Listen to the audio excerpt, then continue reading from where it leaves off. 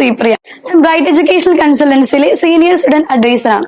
നമ്മൾ ഇന്നൊരു ഡിസ്കസ് ചെയ്യാനായിട്ട് പോകുന്നത് ഇന്ത്യയിലെയും അബ്രോഡിലെയും MBBS നോക്കുന്ന മെഡിക്കൽ ആസ്പിറൻസ് അറിഞ്ഞിരിക്കേണ്ട ചില റൂൾസ് ആൻഡ് റെഗുലേഷൻസിനെ കുറിച്ചാണ്. നമുക്കറിയാം, നീറ്റ് ക്വാളിഫൈ ആയാൽ തന്നെയാണ് ഇന്ത്യയിൽ ഡോക്ടറായിട്ട് വർക്ക് ചെയ്യാൻ പറ്റുള്ളൂ. അതുകൊണ്ട് തന്നെ ടോട്ടൽ ഇന്ത്യൻ ഗവൺമെന്റ് സീറ്റിനെ കുറിച്ചും ഇന്ത്യയിലെ നീറ്റ് ആസ്പിറൻസിന്റെ കൗണ്ടിനെ കുറിച്ചും ഞാനൊരു ബ്രീഫ് ഐഡിയ ഷെയർ ചെയ്യും. 2024 റിപ്പോർട്ട്സ് അനുസരിച്ച് ഇന്ത്യൻ നീറ്റ് ആസ്പിറൻസിന്റെ എണ്ണം അപ്രോക്സിമേറ്റ്ലി 24 ലാക്ക് എന്ന രീതിയിലാണ്. ഇന്ത്യയിലെ total government seat approx 1 lakh എന്ന രീതിയിലുമാണ്. ഈ 24 ലാക്കിൽ നിന്ന് 12 ലാക്ക് സ്റ്റുഡൻസും നീറ്റ് ക്വാളിഫൈഡും ആയിരിക്കും. ഇത്രയും സ്റ്റുഡൻസിനെ അക്കോമഡേറ്റ് ചെയ്യാനുള്ള ഒരു ഫെസിലിറ്റി നമുക്കിന്ന് ഇന്ത്യയിലില്ല. അതുകൊണ്ട് തന്നെ ഈ ഒരു സാഹചര്യത്തിലാണ് പലരും സ്റ്റഡി അബ്രോഡ് MBBS എന്നൊരു ഓപ്ഷൻ ചൂസ് ചെയ്യുന്നത്. ഈ ഒരു ഓപ്ഷൻ ചൂസ് ചെയ്യുന്ന പലരും നിർബന്ധമായും അറിഞ്ഞിരിക്കേണ്ട ചില NMC റൂൾസ് നമുക്ക് നോക്കാം. The first one is that duration. ഇന്ത്യയിൽ ഇതുപോലെ തന്നെ 4 വർഷം MBBS 1 ഇയർ ഇന്റേൺഷിപ്പ് എന്ന രീതിയിലാണ്. അതുപോലെ തന്നെയാണ് നമ്മൾ ഏത് കൺട്രി ആണെങ്കിലും ഏത് യൂണിവേഴ്സിറ്റി ആണെങ്കിലും മിനിമം 54 മന്തെങ്കിലും MBBS പഠിച്ചിരിക്കണം. Second one is that internship. Internship എന്ന് പറയുമ്പോൾ